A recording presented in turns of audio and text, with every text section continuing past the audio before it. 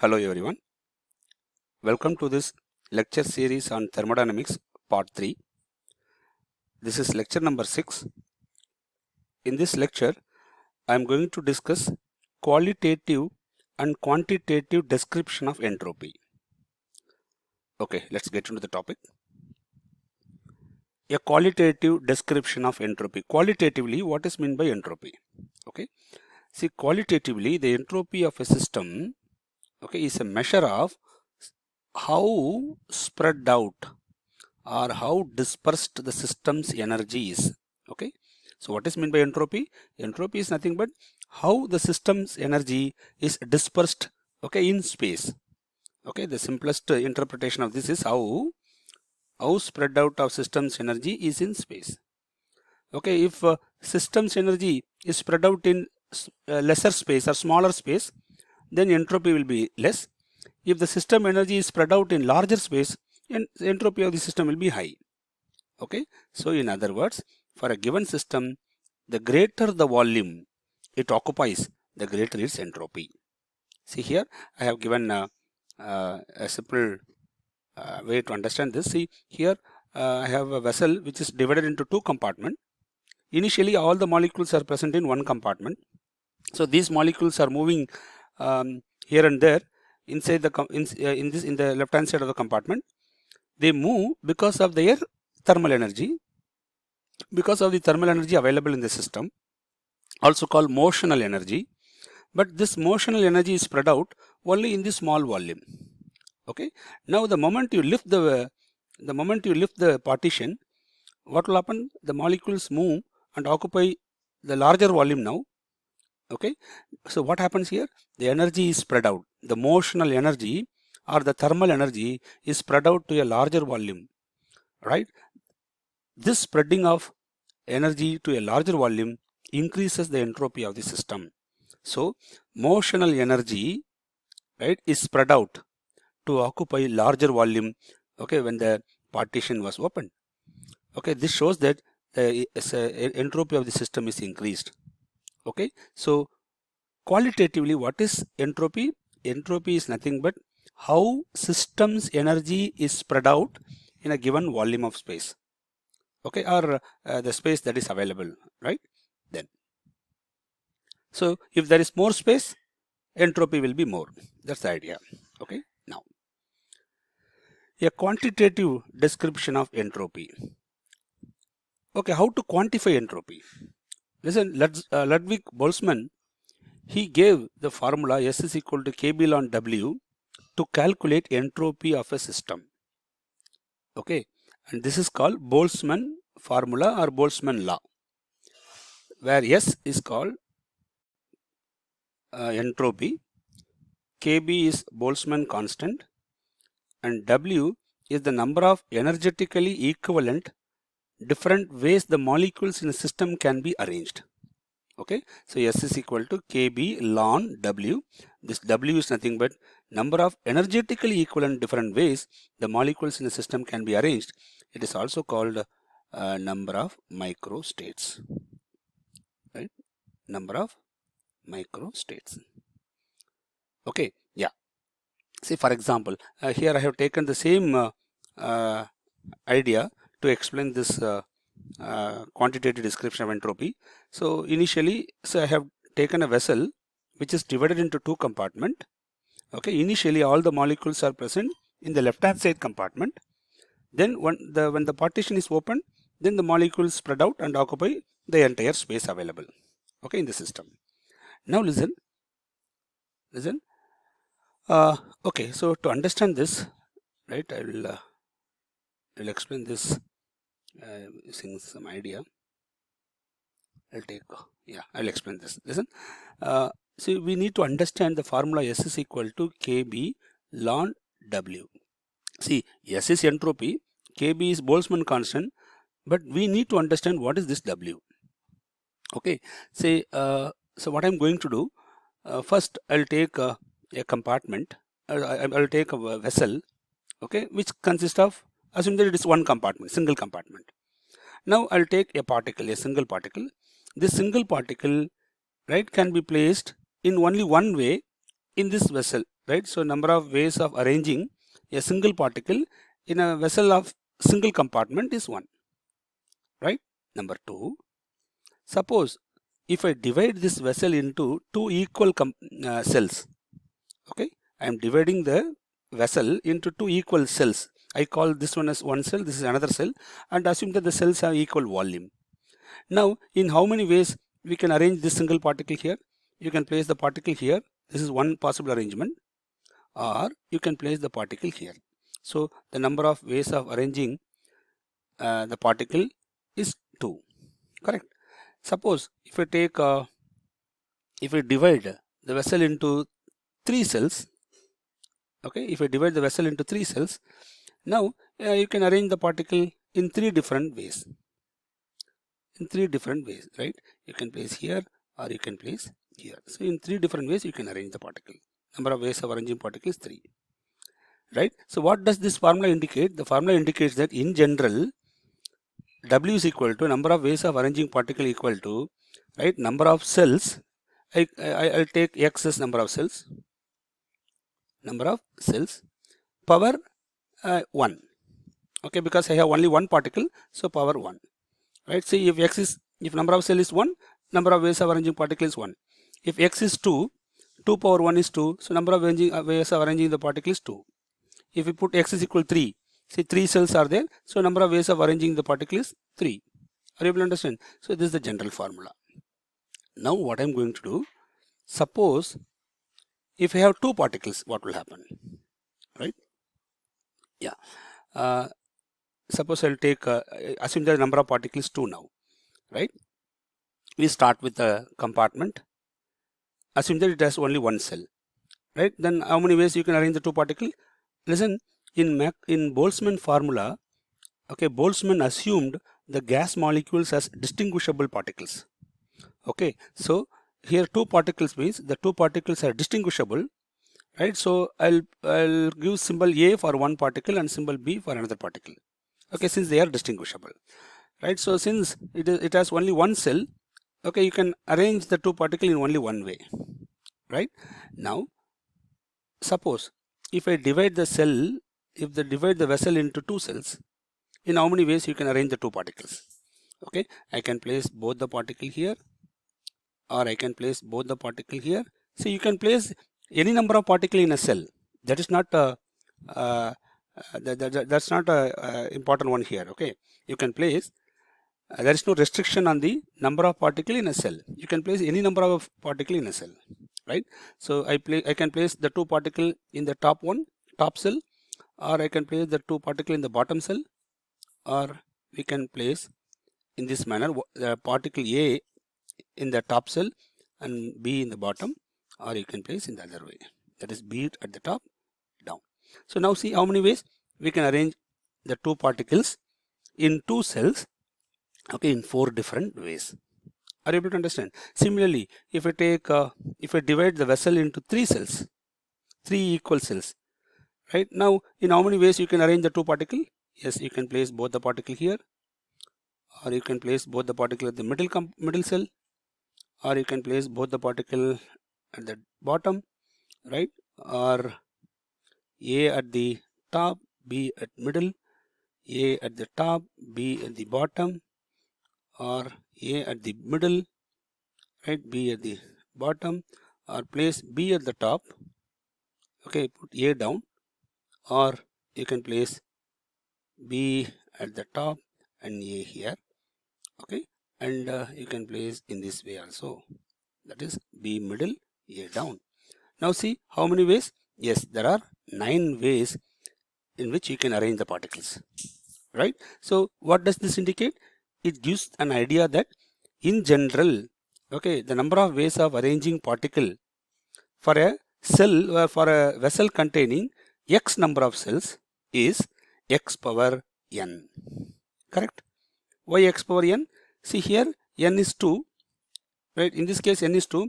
If I put n equal to, see here I have only one cell. Here I have only one cell and I have to place the 2 particle here. So if you use this formula, what will get? W is equal to number of cell is 1 and 2 particle is 1. You'll get the same, you'll get the answer, right? Or see here, In this case, number of cells is 2, and how many particles we have? 2 particles. So how many ways we can arrange? You can arrange in 2 power 2 ways, 4 ways, correct? So if a system contain X number of cells and N distinguishable particles, then you can arrange the particles in these cells in X power N ways. Okay, so try to understand what is meant by W here. W is the number of energetically equivalent different ways of arranging molecules in cells. Okay, so if you have X cells and N distinguishable particles, then you can arrange the particle in X power N ways. Okay, then I'll go back to the discussion. Yeah, so this is what I have given here. See, assume that each cell, each side of the container is divided into number of equal smaller volumes called cells. In the simplest case, consider only one molecule present in the system. The number of possible locations of the molecule equal to number of cells. I have given explanation for this, right? So how to get this formula, right? Now I'll go back to the same example. See, assume that now the vessel is divided into 2 compartments. Okay, this is left hand side compartment, this is right hand side compartment. The left hand side compartment and the right hand side compartment are divided into 2 cells. So here I have 2 cells, here I have 2 cells. Okay, but since the partition, since the the partition is not opened, the 2 particle, okay, can move or can be placed only in these 2 cells. Right now, in how many ways the 2 different particles, one is red, the other one is green, in how many ways the 2 particle can be arranged, right, in these 2 cells? Yes, we have these 4 ways.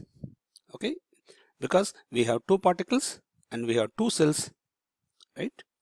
We have 2 particles and X is 2, we have 2 cells, therefore W is equal to 2 power 2, 4. In 4 ways you can arrange the particle, right? Then if you remove the partition, right, if you remove the partition, then the 2 particle can be placed in the 4 cells, right? So in how many ways we can arrange? We can arrange in 16 different ways. I'll show you here. We can arrange the particle or a molecule in 16 different ways. Okay, I'll show you. Yeah, listen. What are the 16 different ways? Yeah. So now we have 2 particles and now we have 4 cells. I'm sorry, not X. This is not W. It is actually X. X is number of cells. Okay, so 1, 2, 3. First I will draw. Then we will place the particles. Okay, 4, 5, 6, 7, 8, 9, 10,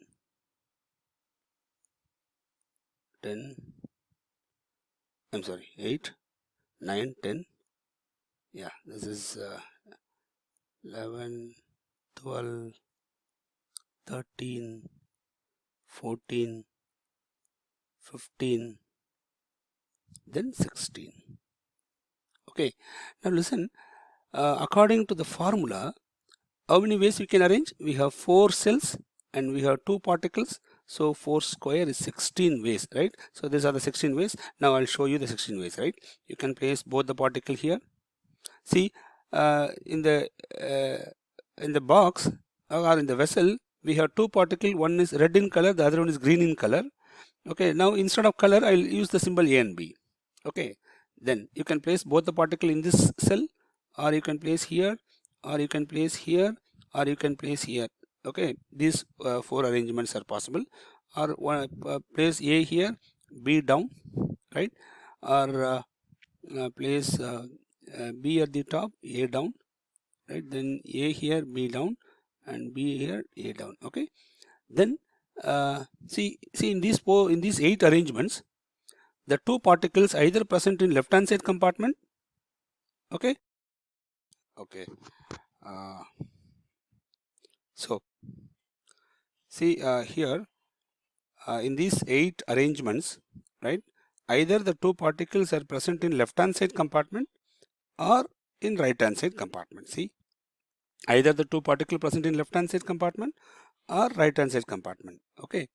Yeah. Now if I place one particle in the left hand side compartment and the other particle in right hand side compartment, we can place it in 8 different ways. See how? A and B here, place A here and B here. This is one.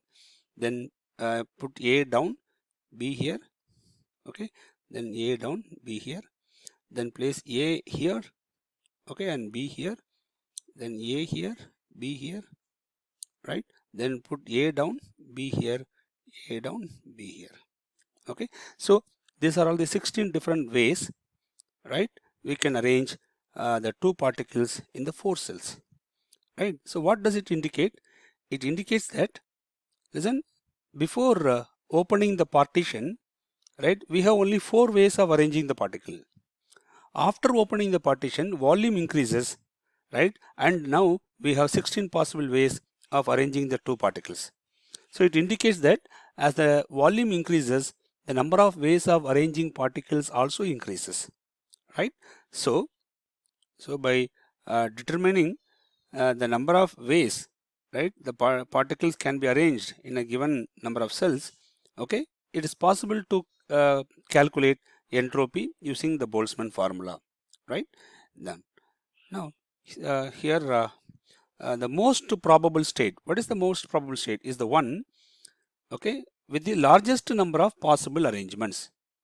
Okay, see, in this case the most probable state is one with one molecule on each side of the container, correct, because if the 2 molecule present, right, in one side of the compartment, right, we have the lesser way of arranging the particle, right, but when one particle in one compartment, the other particle in the second compartment, then there are more number of ways of arranging particles.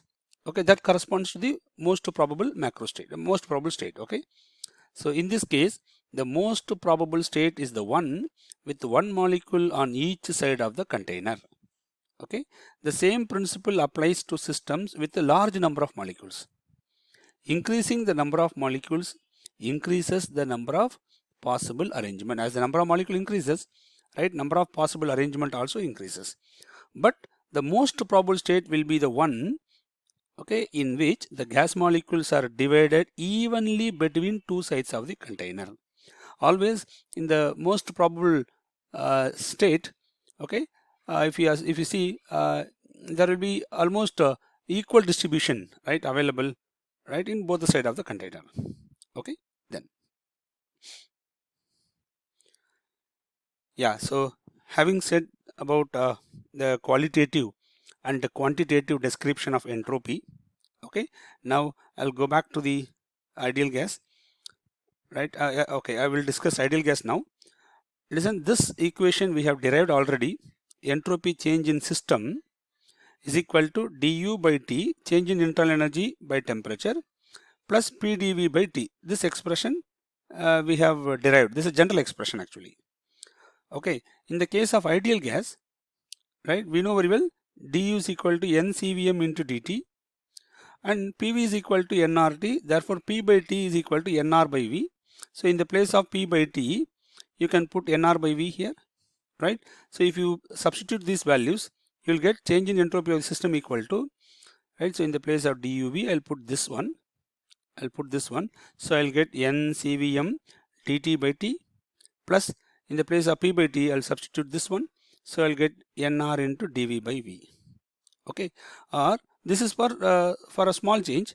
For a finite change, okay, delta S system can be calculated using the formula, right. N is constant here. So integral T1 to T2 CVM dt by T plus nR into integral V1 to V2 dV by V, where T1 is the initial temperature, T2 is final temperature. Similarly, V1 is initial volume, V2 is final volume here. Okay, now suppose if you assume the CVM as independent of temperature. Usually CVM depends on temperature only, but for ideal gas we can assume like that. Okay, so assuming CV is independent of temperature, then you take CVM as out as a constant and keep it out. So the integral becomes like this, and if you integrate this, you will get the formula as delta S system equal to n CVM ln T2 by T1 plus nR ln V2 by V1. This formula is applicable for ideal gas. This is one formula. Okay, by changing CVM into CPM through this formula, right, Mayer's equation, we know very well CPM minus CVM equal to R, right? And CVM can be written as CPM minus R. So by substituting this value in the place of CVM, we can write alternative expression. So this is the alternative expression for change in entropy of the system. Okay, derivation part we just go through. I have given here clearly. Just go through. So for ideal gas, we have two formulas, right? I'll show you. This is one formula. Okay, say I'll take this as A, and the second formula I'll take this as B. We have two formulas to calculate entropy change of the system in the case of ideal gas. Okay, then now for an isothermal reversible expansion or compression of ideal gas, okay, what will be the change in entropy of the system? See, isothermal means temperature is constant, so T1 and T2 are equal. Therefore, ln T2 by T1 is 0. Okay, so in the formula A, if T1 and T2 are equal, ln T2 by T1 becomes 0. If you substitute this value there, you will get delta S system equal to nR ln V2 by V1. Okay, and similarly, if you substitute in formula number 2, you will get this nR ln P1 by P2. Both these formulas can be used to calculate entropy change of the system in an isothermal reversible expansion or compression. Now, observe this formula carefully. Listen, suppose as volume increases, that is, if V2 is greater than V1, as volume increases, right, what will happen? Delta S also will increase, correct? If volume V2 increases, then delta S also increases. Delta S increases means entropy also increases. That's the meaning, right? So, as volume increases, entropy increases, right? Volume increases, entropy increases. How? Right? How to understand this? Okay, see, we are increasing the volume of a gas. Okay, by just increasing volume, we are saying that entropy of the gas increases. Right? How to explain this? Yeah, so I'll go back to the Boltzmann formula once again. I'll show you how increase in volume increases the entropy of the system, right? So we know very well the Boltzmann formula is S is equal to Kb ln W, right? Now the change in entropy of a system is the difference between entropy of the final and entropy of the initial state. Okay, so change in entropy of a system equal to entropy of the final and entropy of the initial state. Okay, or we can write delta S system equal to, listen, we know very well entropy is Kb ln W according to Boltzmann formula. So Kb, this is Kb. Okay, I didn't put B here. So K ln W final minus K ln W initial. K is constant, so keep it out. And log A minus log B can be written as log A by B. Okay, so we can write this as ln W final by W initial. Okay, now delta S system is equal to, and we know very well what is W. W is nothing but number of cells power number of particles present in the system. Okay, so we can write this as K ln in the place of W final, I'll put X final power n, okay, divided by X initial power n. See, during expansion, okay, there is no leakage of gas. So number of particles in the initial state and final state are one and the same. Okay, so n is same, right, in the initial state as well as in the final state. Then since n is same, we can write like this: K X final by X initial whole power n. Bring the n to the front, right, as per the power rule of logarithm, right? Then so you'll get X final by X initial. Okay, now listen, the volume of the vessel, right? Volume of the vessel is equal to, right, X into small v. What is X? X is number of cells. Small v is volume of each cell. Okay, so we have divided the volume, the container, into many cells. Suppose if we divide this into 4 cells and the volume of each cell is V, what is the total volume? Total volume is nothing but, so we have 4 cells here, 4 into volume of each cell is small v. So total volume is nothing but number of cells into volume of each cell, correct? Yeah, so we know this total volume is equal to number of cells into volume of each cell. Or we can write X is equal to capital V by small v. Capital V is volume of the vessel, small v is volume of each cell. Okay, now so we substitute V final by V for X final and V initial by V for X initial. So in the place of X final and X initial, you substitute these values. So you'll get V final by V, V initial by V. Since this volume are same, right? Okay, see, volume of the cell are same. So you can cancel these two so that you can write like this. Now, suppose if you take, see here, what is N? N is the number of particle. Suppose if N is Avogadro number, if you take Avogadro number of particle or 1 mole of particle, right? Then we can write this as, listen, yeah, if we take Avogadro number, then Kb into N is equal to R. So we can write delta S system equal to R ln V final by V initial. If you have N mole of gas, then we can write this as delta S system equal to NR ln V final by V initial. Okay, see, we got the same result, right, as we derived using the standard definitions, right? NR ln V2 by V1. This is we derived by standard method, and this is we obtain through Boltzmann formula. So the Boltzmann result and the result that we derived using standard definitions, they are one and the same. So it indicates that as volume increases, see here, as volume increases, number of ways of arranging particle increases, therefore entropy of the system increases. Okay, yeah, so this is how we can explain why entropy of the system increases as volume of the system increases. Okay, so if you have a gas in a container and if you expand the gas, right, volume will increase. If volume increases, right, why do that entropy has to increase? The reason is, as the volume increases, number of ways of arranging the particle increases, right? This is the explanation given by Boltzmann, right, for the entropy of the system. Okay, so here in this lecture I have given informations about the qualitative and quantitative description of entropy. So qualitatively, what is entropy?